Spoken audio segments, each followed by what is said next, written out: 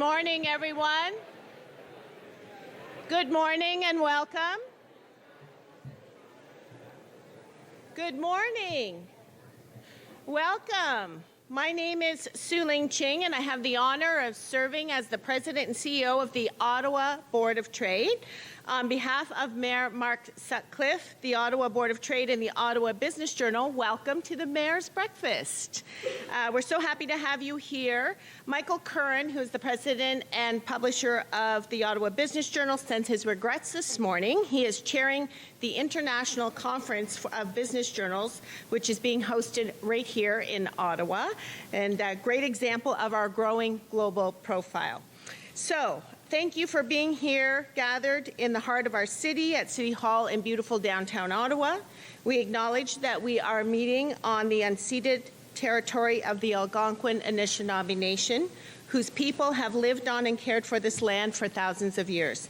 We honor their enduring relationship with this land, and we recognize the contributions of all First Nations, Inuit, and Métis peoples to our community, past and present. If you're sharing on social this morning, our hashtag is @MayorBeFast. That's OTT MayorBeFast, and please do. A warm welcome this morning to a brand new Ottawa Board of Trade board member, newly elected as of last night, Krista Keeley of the Ottawa International Airport. Welcome this morning. And please join me in acknowledging our dedicated city councillors who have joined us here this morning: Councillor DeRoche, Councillor Hill, Councillor Hubley, Councillor King, Councillor Carr, Councillor Plante, Councillor Tierney, and Councillor Troster. Thank you for your continued leadership. I would also like to recognize our very important OBOT ambassadors led by Linda McCallum. Please welcome John Nelson, Jeff Schneider, Walter Noble, Gerald Goldsmith, and David Dunlop. And thank you so much for championing our members and helping to strengthen our network. I know, it's a lot of clapping. A sincere thank you to our pillar partners who have joined us this morning, Enbridge, Gas, and Hydro Ottawa, for your leadership in elevating our advocacy and economic development efforts on behalf of all business sectors across the city. And finally, a warm welcome to Mark Monahan, the Executive Director of Ottawa Bluesfest, as our special guest this morning, and an icon in Ottawa's cultural scene, a leader for educating us on how music, festivals, and creativity play a vital role in our city's vibrancy and economic vitality. Welcome. It's been another dynamic month here at the Board of Trade, and for our business community and our economic partners. I can honestly say one defined by bold leadership, shared purpose, and united action. This month, we launched the inaugural Ottawa Energy Symposium, a new platform to convene stakeholders across sectors and ensure that we have the energy capacity and strategy needed to power our growth. I want to say thank you to Hydro Ottawa, Brookfield Renewable, Enbridge, and KPMG for making that possible, and to Mayor Sutcliffe, Councillor Curry, and Councillor Dudas for participating and showing their support in this critical matter. On the global stage, we were honored to collaborate with the Vancouver Board of Trade, the Ontario Chamber, and others in the B7 Business Communique presented at the Canadian Chamber-hosted B7 Summit right here in Ottawa, and shaping Canada's voice at the recent G7 in Alberta. We continue to grow our strategic collaboration with our Ottawa and limited partners at Invest Ottawa and Ottawa Tourism, including presentations at the City Nation Place Americas, which is a premier economic development conference that we helped bring to Canada for the first time in a decade. We remain deeply focused on the Downtown Ottawa Action Agenda, working alongside our downtown champions and the implementation table to accelerate transformation in the heart of our capital. And we also co-presented a letter of support for Lansdowne 2.0, inviting business leaders to join us in backing this catalytic investment ahead of Council's decision in the fall. What a successful inaugural Ottawa Innovation Week we had, with over 80 events across the city celebrating the bold thinkers and change makers who are driving progress in every sector. We met with the National Capital Region Caucus alongside key partners like the Ottawa International Airport Authority and the Gatineau Chamber to determine our shared regional priorities for the upcoming federal term. We feel very optimistic about their early engagement and eagerness for action. Finally, we capped off this powerful month with the Ottawa Board of Trade annual general meeting held at the stunning NCC River House, a venue that perfectly symbolizes the connection between our city's beautiful nature and its bold future. It was an evening to reflect on the extraordinary contributions of our members, our volunteers and partners, whose leadership is shaping Ottawa's economic landscape and future. We celebrated the progress we've made together from policy wins to partnership growth, and proudly welcomed a new board of directors, a diverse and dedicated group of leaders committed to advancing our shared agenda in city building, business success, and inclusive economic growth. For over 168 years, the Ottawa Board of Trade has been a mechanism for galvanizing business and community leaders, including public officials, toward a shared vision, and that work has never been more important. We are very well positioned to reach our full potential as a G7 nation and set an example of strong leadership, bold innovation, and inclusive prosperity for the world to see. We invite all of you to be involved. As we kick off this morning's breakfast, let's recognize the wonderful organizations that support this speaker series. Our lead sponsor, Hydro Ottawa, our presenting sponsor, Edelman, Algonquin College, the Westin Ottawa, RBC, Commissionaires Ottawa, Enbridge, Ottawa Senators Hockey Club, our global partners, Oakwood and the Casino Lac Leamy, our AV partner, Ottawa Print Services, our speaker, gift sponsor, Inman Harden, our coffee sponsor, Capital Office Interiors, and our breakfast sponsor, Collège La Cité. Can I have a warm round of applause for all of our sponsors? It is now my pleasure to welcome our presenting sponsor today from Edelman, Darcy Walsh, General Manager, Ottawa, and President, Public and Government Affairs, Canada. Darcy.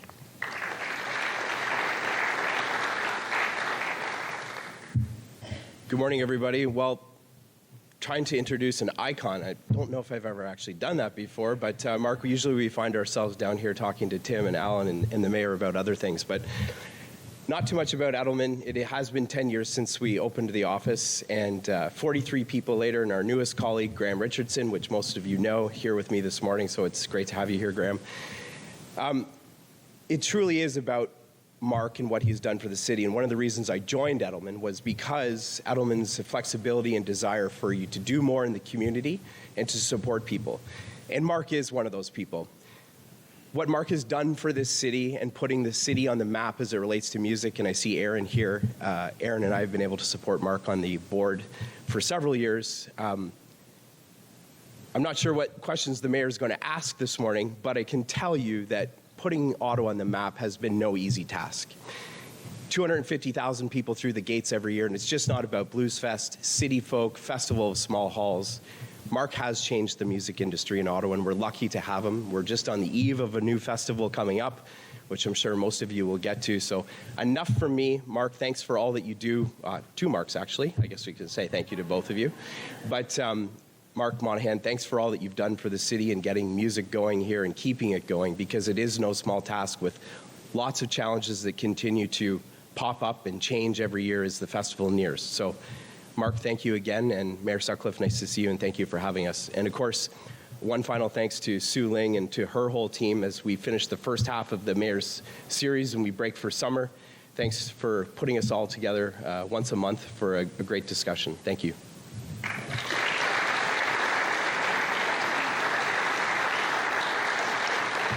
Thank you, Darcy, and to your whole Graham and your whole team at Edelman for your support in sponsoring city building initiatives like Bluesfest and this Mayor Series.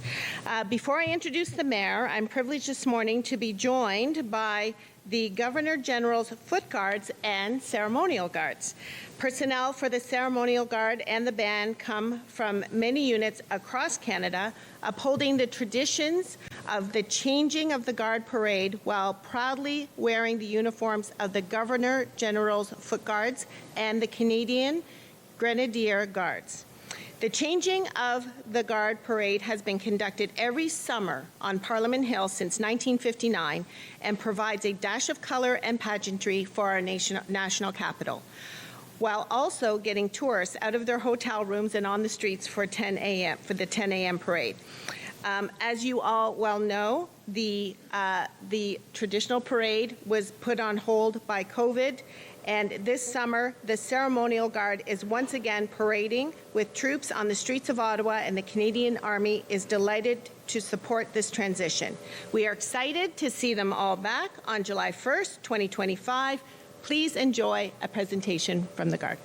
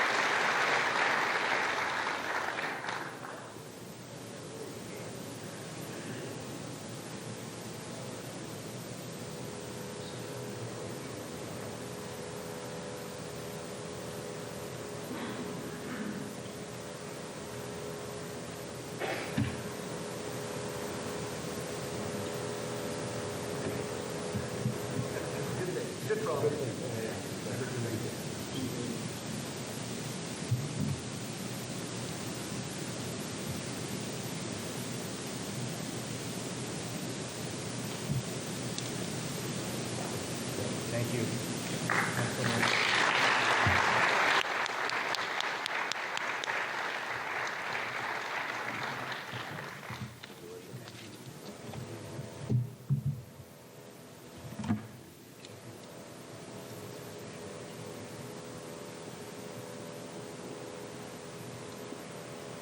It is now my pleasure to welcome to the podium His Worship Mayor Mark Sutcliffe.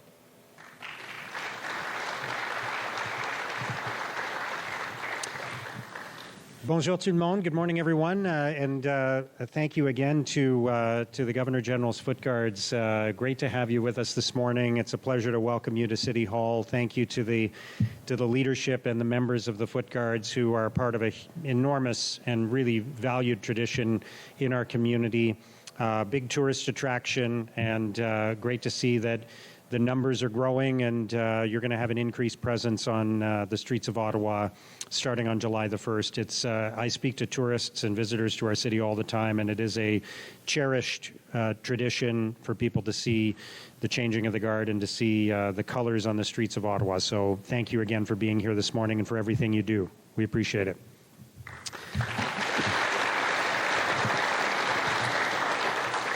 So we have a great guest lined up for you today, of course, an icon, as he was described earlier, an icon. This is our final edition, of course, of the Mayor's Breakfast before we break for until September. I hope everybody's looking forward to the summer. Summers are always great in Ottawa because of Bluesfest and many other things happening in our city.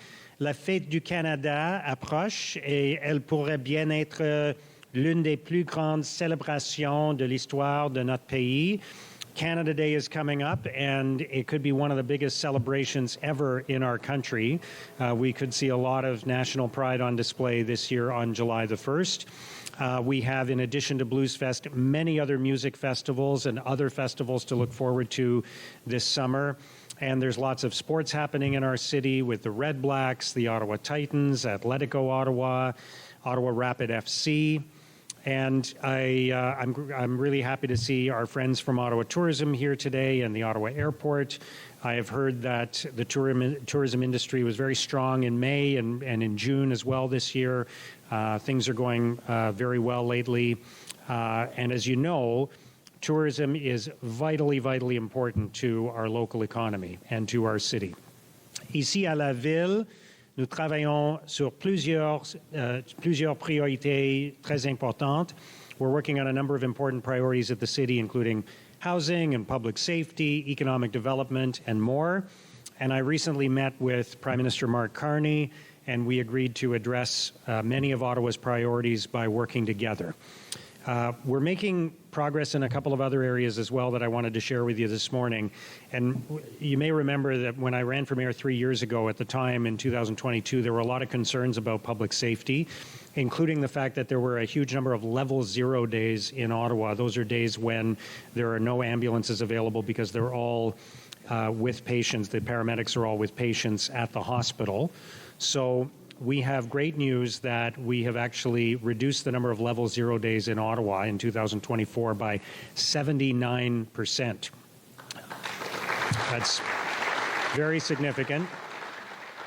We've also reduced the offload delays in hospitals by nearly 23%. We have more paramedics that we've hired. We're addressing systems. We're reducing the offload delays so that we are able to put paramedics back in the community faster to serve the public. So we still have a lot of work ahead, but this is a major step forward in ensuring that residents get help quickly when they need it most. We also hired more than 130 police officers in the last year. That's an important step toward improving public safety in a rapidly growing community. Il y a donc beaucoup d'élan positif dans notre ville en ce moment. So there's a lot of positive momentum in our city right now, and we are, my colleagues on City Council who are here today, and we are all committed to continuing this hard work on behalf of our residents. Je suis déterminé à poursuivre ce travail important au service de tous les résidents d'Ottawa. So great to see so many of my colleagues here with me today. So did you know Ottawa is home to 120 festivals, 120 festivals in Ottawa. Chaque année, les festivals génèrent plus de 200 millions de dollars de dépenses directes à travers notre ville. Every year, festivals generate over $200 million in direct spending across our city. That translates into jobs for our residents. And I want to recognize Tara Shannon, who is here today. Tara's there, the new executive director of the Ottawa Festival Network. Great to see you, Tara, and thank you for taking this on. You're doing a great job, and the sector is so vitally important to our city and to tourism. And we're grateful to everyone in the festival community, everyone throughout the tourism industry for what they contribute to our city. And I don't have to tell you, there is no more important or no bigger festival in Ottawa than Bluesfest. And Bluesfest was created, as you all know, by Mark Monahan, a true visionary in our arts and culture scene. And under Mark's leadership, Bluesfest has grown from a small local event into truly one of Canada's premier music festivals, one of North America's premier music festivals, attracting world-class talent, hundreds of thousands of attendees each year. And Bluesfest isn't just a concert series, it's so much more than that. It's an economic powerhouse for our city. It supports tourism, it energizes local businesses, it creates jobs, it inspires young musicians, it's connected to the community throughout the year.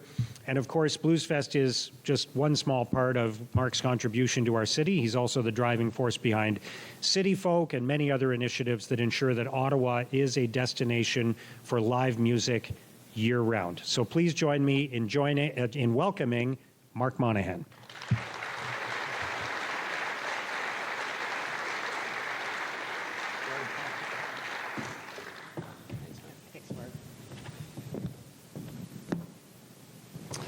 Okay, so you've already been called an icon this morning. That's a good thing. Yes, Yeah. it's actually starting to scare me because these accolades are a bit unsettling.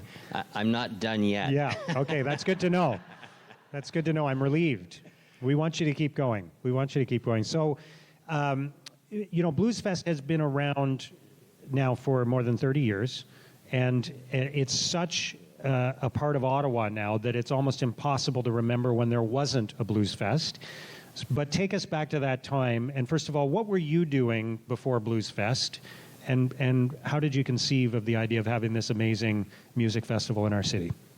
Sure. So I grew up here in Ottawa. Grew up in the Alta Vista area. I went to Carleton, went to Ridgemont, and coming out of Carleton, I was always sort of a closet musician, but I realized that probably wasn't going to make much of a living for me. So I decided to try to do something in business, ideally a music business. I went into partnership with a couple of restaurateurs, and we actually ran 292 Elgin as the Penguin Club in the late 80s, early 90s, and then turned it into a restaurant called Bravo Bravo.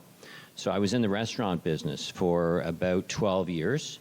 And during that time, the live music part of it, we ran the upstairs as a live music club for about 5 years, and that was my introduction to the music business. And in the early 90s, around that time, Barry Morris had just gone under, which was about 91 or 92. Rainbow had started.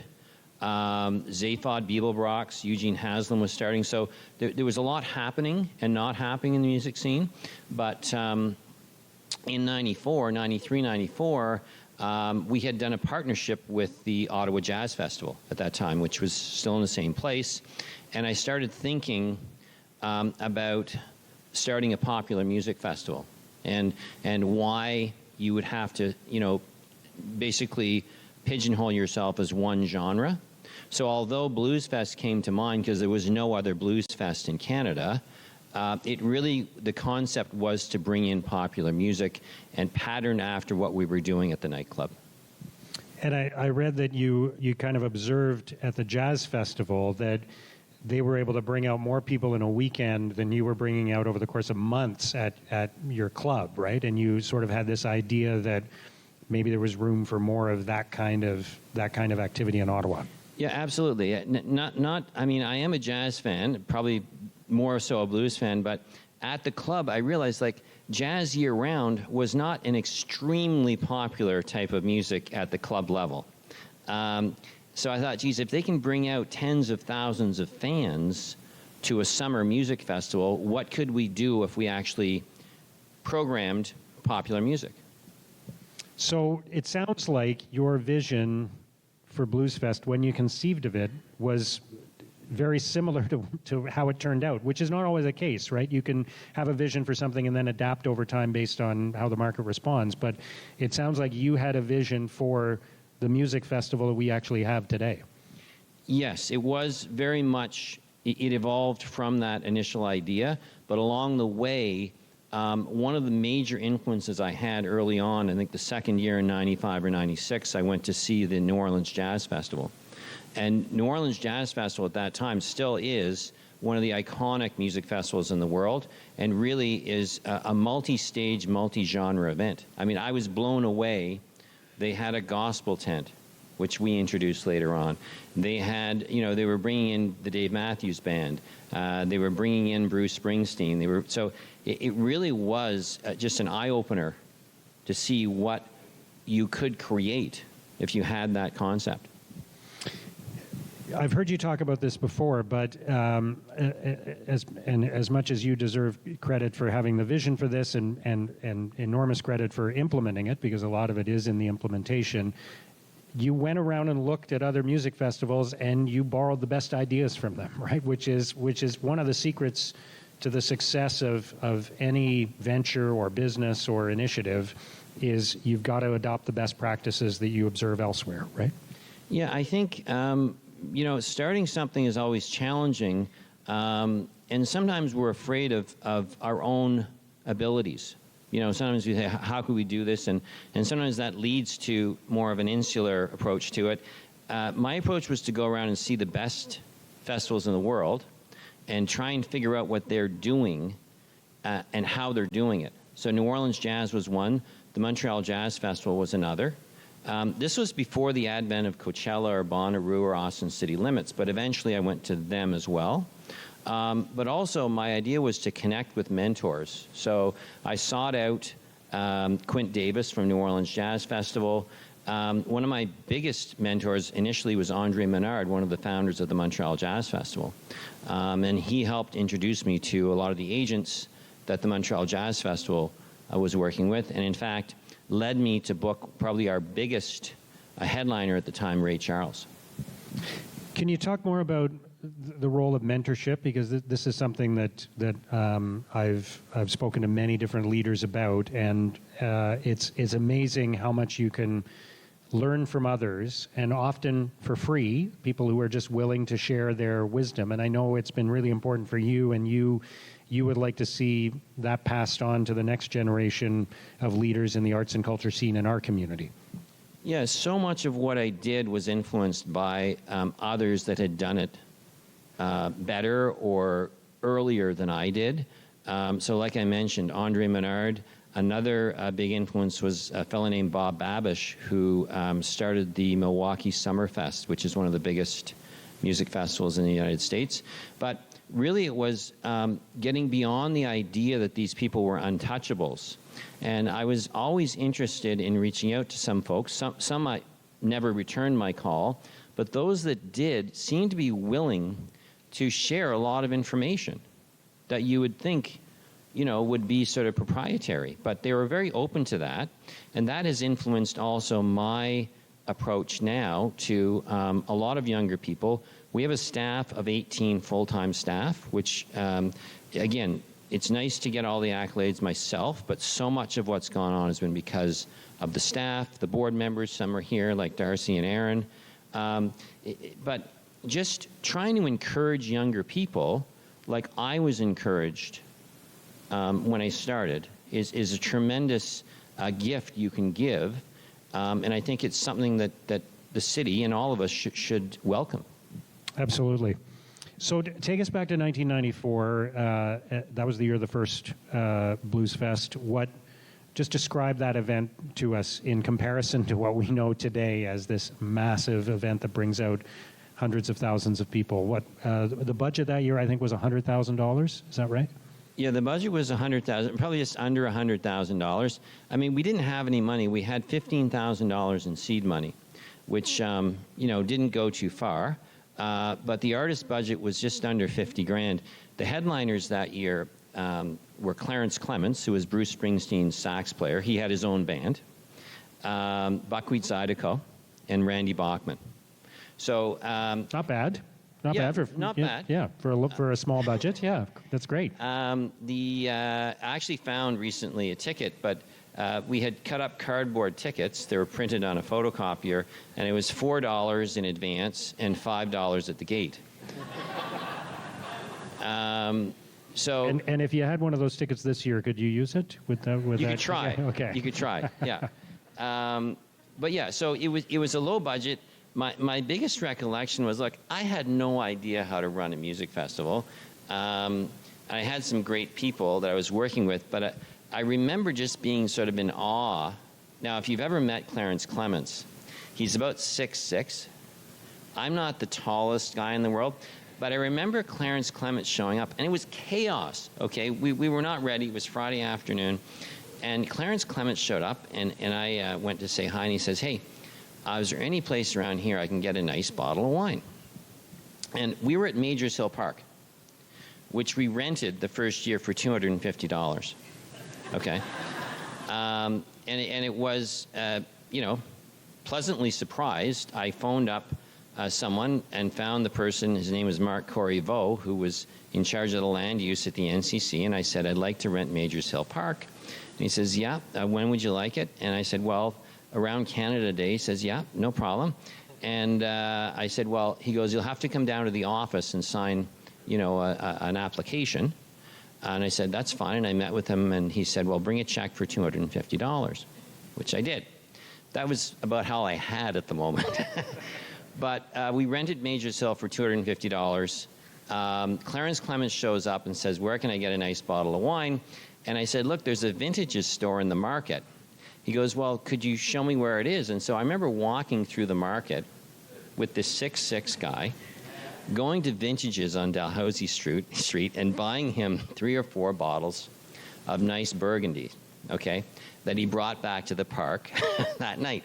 And for one moment, I just parked all of the stress that was going on, and I just enjoyed the moment, you know, of actually meeting this guy who I never thought we'd have in the city, and giving him a few bottles of wine to drink. That's a great story. So, did you know at that time? Describe how it went, and did you know at that time? Hey, we're onto something here. We can build this. We can add more dates. We can attract bigger artists and bigger crowds. Yeah. What was surprising is that look, people came out. It was primarily people walking up at the gate. We had a decent weekend. I remember Saturday night. So you got that extra $1 from them then? Yes, exactly. Yeah, they didn't I buy in learned to advance. charge more at the gate. And Saturday night, I remember it was threatening. It was raining sort of late afternoon, and I was thinking, oh God, this is Buckwheat Zydeco was playing, one of my favorite bands. And I remember sort of around 7 o'clock, it had been raining. It started to clear up, and just as magic, people started to walk up to the gate. And when Buckwheat went on, I remember standing there, and people were kind of wet and drizzly, but he played his version of Beast of Burden, which is a fantastic song, a Zydeco version of it, and just thinking, wow, this is just phenomenal. It's just sort of a light bulb went off about creating some magic that people would appreciate. Over the course of the next few years, was there a major milestone or a major turning point where you thought, okay, this is really taking off and we're going to another level? Yeah, I'd say 98, 4 years in, we had sort of struggled along for a few years. And again, through my connection with Andre Menard at the Jazz Festival, we arranged to bring in Ray Charles, which I had no idea how popular he would be. And it really, the light bulb again went on because suddenly we paid more than we ever had for a headliner. His fee at that time, I think, was $35,000 US. And we took a huge gamble. He sold out. We had moved to Confederation Park. And he sold, I remember we had sold about 5,000 tickets. And the challenge was, back then, you see, we were selling tickets on Ticketmaster, and you didn't get the money until after the event had happened. There was no advances, and we had to figure out how we're going to get the money to pay him, because these artists, in particular, some of the older artists, had a strict policy that they were not going on stage till they'd been paid in cash. There was no checks. There was no wire. It was cash. So like a briefcase with $35,000 in it? Yes. Okay. So I remember thinking, how are we going to get this money? And that's when we actually started to use outlets like Compact Music, Record Runner, Steve's Music, because we could get that cash from the vendors. It wasn't going through the Ticketmaster system. So we started to, that year, preemptively sell tickets. So we were gathering cash together, but a significant amount of it was at the gate. There was no digital payments. So it was all cash at the gate. And of course, the biggest source of revenue still was our beer sales. So I remember figuring out, look, the problem is that back then, there wasn't a lot of place to get cash on the weekend, US cash. So there was a currency exchange on Spark Street, and there was a currency exchange in the Rideau Center. And I had a relationship with these people to call them up, and I said, look, we were short about $10,000. And I said, we're going to need $10,000 on the day. Our last resort was the airport, because they were charging us through the nose. But I remember watching the beer sales. He went on a little late that night, because we were doing an airport run to get the final few $1,000s in USD. And they would not go on until they had that money. And I said, look, we're going to get it. And we did. So you had to take money from the beer sales from that day, go to the airport and swap it for US cash, and then bring it back give it to Ray Charles, and then Ray Charles Yeah. goes on stage. And I mean, look, I liked 20s, but that night we were resorting to 5s and 10s because I needed every dime I could get.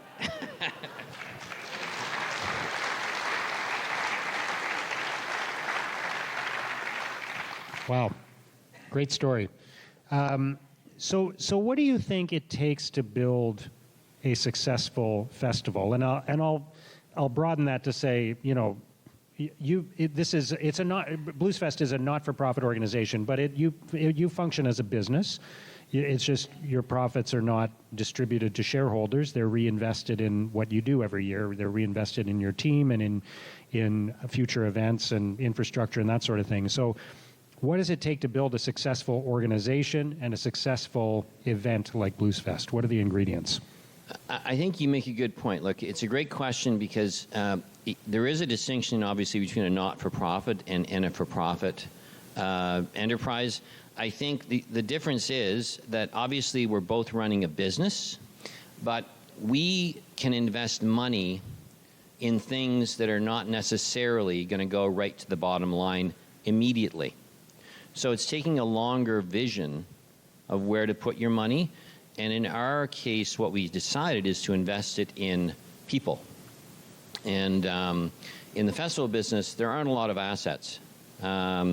Generally, people don't buy barricades and buildings. So what we did is we invested money. Like I say, we have 18 full-time people. Our goal initially was to try and build a business, a stable environment for our employees in a very unstable business environment of the festivals.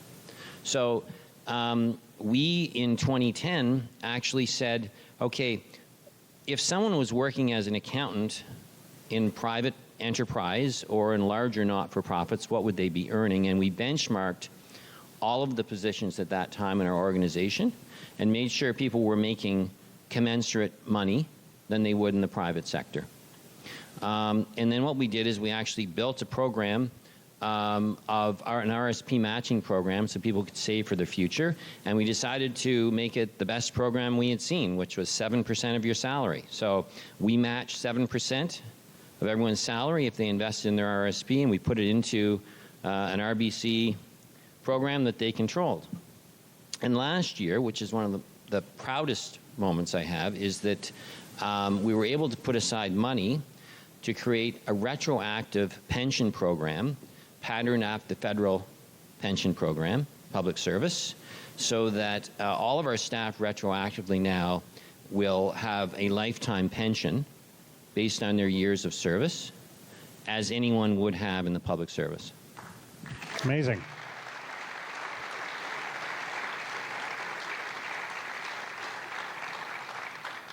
That's the way you talk, and you and I were speaking yesterday to prepare for this event, the way you talk about your team and your people, and for you to say, for example, that one of your proudest moments was being able to give a pension.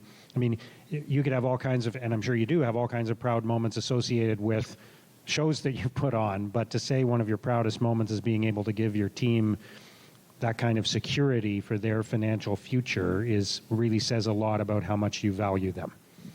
Absolutely, and I think, you know, in playing the long game, and this actually is a good example at COVID, all of our staff were kept on, full salary throughout COVID, and I think that's one of the reasons we came out of COVID in such a great place. I think those that did lay off staff, and many did in the festival industry, had a hard time picking up the pieces. We didn't skip a beat. I mean, we had a phenomenal year in 22 and 23, mainly because we kept our team together. So it's having that time to build something that the return is not immediately. Sometimes it's a year or 2 or 3 years down the road. In addition to investing in people, how have you maintained a level of excellence at Bluesfest? Because one of the tough things about a business like yours, or the restaurant business, or the entertainment business, is you can put on a great event one year, but the following year you've got to make it even more exciting, and then the next year you got to make it even more exciting. You have to keep bringing new aspects to it, more successful artists, more appealing artists. You have to keep improving, and you can never rest. So how have you managed to do that? One way is just recognizing what is driving the business. Primarily, what's driving the business are the artists that we bring in. And I think our approach, our programming team's approach, is to maintain a network of other presenters. So I talk about Milwaukee Summerfest. We also have a group that includes the Calgary Stampede, the Quebec City Festival. We have a London festival, the Cavendish Beach Music Festival. Those of you here may not always look at their lineup, but if you do, you'll see some similarities because we generally work together.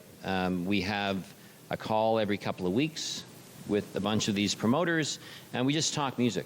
We talk about artists that we brought in that maybe they want to, or vice versa. So really, first of all, it's the product. And what we try to do is, given our budget, what we have to spend, try to field the best lineup that we can, given the resources. And then the second part of it is building our local community support, which includes, we have generally 1/3 of all artists are local bands, so 50 local bands that are on the stages every year. We have over 2,000 community volunteers. And we have roughly 30 to 35 corporate sponsors, many of them from the local community.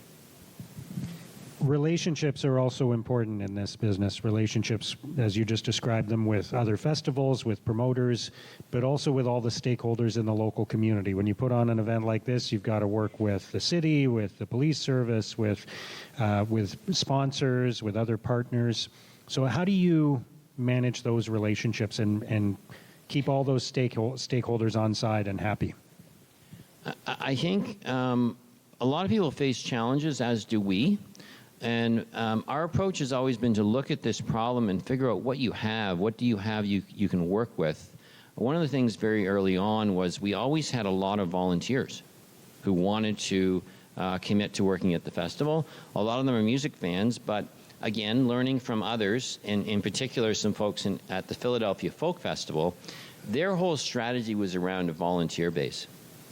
And what they said, and the gentleman I was talking to at the time said, is don't underestimate the power of your volunteer network. And it's easy to see. And I was just at a festival in the States, and I was talking to them about what they do for volunteers, and they said, well, we have a great volunteer program. Volunteers show up, and we ask them, we give them a garbage bag, and they pick up garbage, and if they pick up 3 bags of garbage, then they get a free ticket to the rest of the festival. So that's interesting. Well, that's not a volunteer program. And very early on, we realized that volunteers want to help, but they want to have meaningful work to do. And I met someone earlier here who was a supervisor at the bike park. We have a phenomenal team of volunteers. All of those volunteers have friends and family. A lot of them work for local businesses. They are our champions. And what I realized the second year, I had someone come to me from Mitel at the time. His name was Ian Chadsey. He was the investor relations person, and he was a closet drummer and a huge music fan. He said, Mark, I love what you're doing with Bluesfest, with this festival. It could have so much potential, but where are your corporate sponsors? And I said, well, that's a good question. I haven't got around to that yet. And he said, I'd like to help you. And he came and worked throughout the year and developed. He was doing investor relations, so he put a PowerPoint presentation together. He went around with me to see potential sponsors, and Mitel was the first sponsor. They gave us $5,000 in the second year and became critical in helping us attract others. And I realized through that relationship that there's a lot of power in the group of volunteers if you can mine that group and find out what these people do. A lot of our volunteers also work for the city, and they are our champions at the city. So it's creating a product that people will get behind and have an affinity for, beyond just buying a ticket to a concert. And did Mitel pay you in cash? No. Okay. So I want to talk in a moment about the future of our city and the future of music in our city and tourism and festivals. But are there any other stories you can share with us beyond the Ray Charles story, the Clarence Clemens story? And are there favorite moments that you've had? I know Councillor Tierney is going to want you to say Nickelback, but please don't indulge him. But are there any favorite moments you've had where you were just able to step back and say, wow, I can't believe this is happening, this artist or this moment or something behind the scenes that occurred? Yeah, I mean, people always ask, hey, have you got any great stories about people, the riders? People want to know what, the artists want for the riders. I'll tell you a couple of funny stories. One is we had KISS, I'm going to say in 2010, 2010. KISS came in and they were quite an ordeal to work with. But one of my staff came to me at one point and said, hey, Mark, have you looked at this rider? And I said, no. And they said, well, you better look at, the third page or whatever. And I looked at it, and they wanted enough oxygen for all of the band members. Because they said, look, we're getting old. And so we had to bring in oxygen tanks for them backstage, which I thought was very interesting. Forget the M&Ms, give me oxygen. The other story, which is actually a great story, is we face a lot of times headliners who really respect their privacy. And less people want to do meet and greets, and they often come up with sort of flimsy excuses for this. But several years ago, we did the Foo Fighters, and I have to say, when we talked to the management, they said, Mark, the band is going to be the easiest you're going to ever have to deal with. Dave Grohl, he wants to have an open backstage. A lot of time the headliners want to have everything closed off. He said there's no restrictions on local bands, anyone who's back there. Open it up. He wants to meet any of the local artists, anyone who's around. He wants to come and hang out. And that was really refreshing. So there's artists like that. Bjork was another one. She came in with her daughter the day before. For those of you who know Joe Riley, he's been a long-time publicist with us. Joe went and took them on a hike in the Gatineaus. So having people come in and actually appreciate the city is always nice, because you think, a lot of times you approach artists and say, well, welcome to the city, and say, well, where am I? They don't know. So, a couple of stories. Yeah, that's great. So, what can we do better as a city? How can we build on the success of Bluesfest and many of the other events we have in our city? How can we build on the tourism infrastructure that we've built and the success we've achieved? Where do we go from here? What would you advise us? Well, if you ask the average festival, everyone's going to say, well, give us more money, okay? Which is fine, but... In cash. Yeah, in cash. But I think one of the things is just creating an environment, a supportive environment. And it's not always about money. Sometimes it's about advocacy. So, as I said, we have a lot of champions within the city, but sometimes we run into people who are just trying to do their job. And often they're not seeing a longer-term vision of what we're trying to achieve. And I think, and we do the same. We might say, oh, my God, what about these regulations and these forms? And sometimes we don't recognize why that's important. And I would say it works both ways. So just encouraging an open discussion, which I think for the most part we're able to do, but I do, hear some frustration at times from other events and so on. So just trying to promote the message and the open communication about, again, how important the festivals are, and advocating also from the corporate community, to get involved. And it isn't just about philanthropy, it's about building a better city. Absolutely. And the music scene in Ottawa has changed a lot since 1994. We're seeing new performing spaces that are going to be opening in the next year or so in Ottawa. Are you excited about where that's going and how Ottawa has evolved as a music city? Absolutely. I think the opening of the History, the new club with Live Nation, and soon the Rideau Carlton or the Hard Rock is opening. Any clubs that are opening with significant investments behind them is only going to be good for the city. As I said, we work, sometimes with the folks in Montreal and Eventco.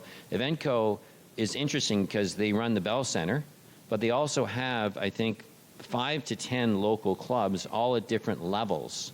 And often what we talk about is they say, look, a band builds an audience not by coming in and playing the arena.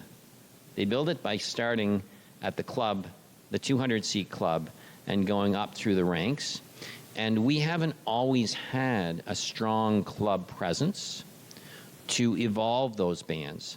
And people say, oh, well, they always play Toronto and Montreal and they skip Ottawa.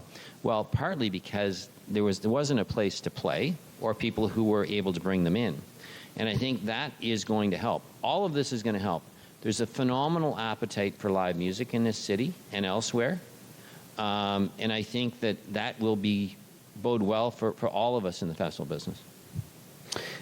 Just as a little personal aside, I wanted to mention something because I think about 5 or 6 years ago, I interviewed you on my radio show, not about Bluesfest, but you went to Carleton, as you mentioned earlier, but you didn't graduate at the time, and then you actually went back and took the courses you needed to complete your degree literally like 5 or 6 years ago, which I was really impressed by and inspired by because I went to Carleton and I didn't graduate and I still don't have my degree. So I didn't go back and finish. Maybe someday after this. But I was really impressed by that. What made you want to go back and finish that, even though your career was well underway and you didn't need a university degree to get the next job or meeting or anything like that? It's interesting you asked that. There were two things. One is I have 4 adult daughters. One of my daughters was going to graduate from Carleton the year after. And you wanted to beat her? Well, it was a nagging thing, as you know, in the back of my mind that why didn't I finish, and it was sort of nagging. And then the thing that really put me into action was a gentleman, many of you know, named Dave O'Malley, who runs Aerographics, who's been basically volunteering his services. Don Masters is here too, I think, today. Don has been a sponsor and offering Media Plus services for 30 years. So, phenomenal. Thank you, Don, and everyone. But Dave called me up and he says, Mark, I just graduated. I never finished my architecture degree at Carleton. And he said, I never realized I could go back. And someone pushed me to do this. And he goes, I heard you didn't graduate. And he said, call this woman in the admissions office, and she'll dig up your record and tell you what you need to do. And I did. And that was just the push I needed. I needed 3 courses. And she told me exactly what I needed to graduate, and I took the 3 courses and I graduated. So. Very cool. Congratulations. So, you have a great team. You don't have to do everything yourself. Do you have moments now where you're able to, during Bluesfest, stand there, take a look around at the crowd, see an amazing artist, internationally renowned artist on stage who would not be coming to Ottawa if it were not for you and your team and Bluesfest on a beautiful, warm summer night in Ottawa, and fully appreciate what you've done? Absolutely. It's hard for me probably to sit through a whole show, but I am struck, again, by the crowds and the enthusiasm for certain performers. And still, to this day, I marvel at some of the iconic blues artists that we still bring in. And I know people, give us a hard time on the blues front, but we have, I still believe that some of the blues artists that we bring in, Kingfish Ingram is one we're bringing this year, are phenomenal performers, charismatic, extremely capable performers that really turn people on. And it's still those smaller performances that I think, resonate with me and a lot of the fans. Well, I'm glad you get a chance to appreciate what you've built because, there are many things we can do, many roles we can perform where, you can take pride in your work, but if you weren't there, someone else would have done it. But without you and your vision 30 plus years ago, there would be no Bluesfest in Ottawa. And so I think you should be extremely proud of what you've built and what it's done for our community, the impact it's had on our city. As I said earlier, it's impossible to imagine Ottawa now without Bluesfest. So we're incredibly grateful to you for your vision and your leadership and for the amazing festival that you've built for our community. Thank you, Mark. Thank you so much, Mark. Thank you. Thank you. Mark Monahan.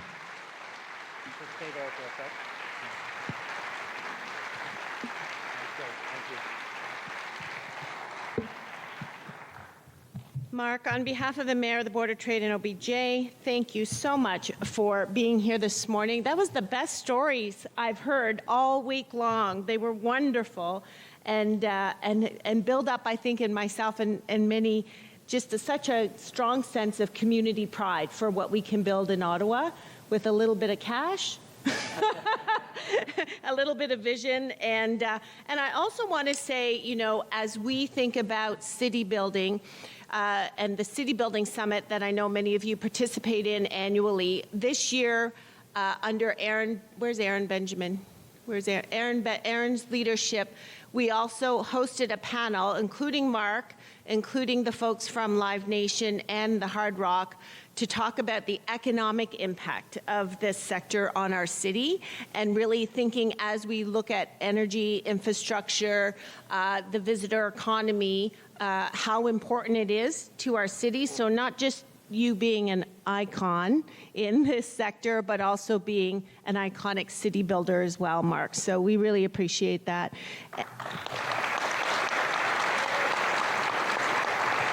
So we have a little gift to present to you today from Eamon Hardin. So I'm going to call on Jock Cleamy to come up and present that to you. Did I say that right? Climby. Sorry, Jock.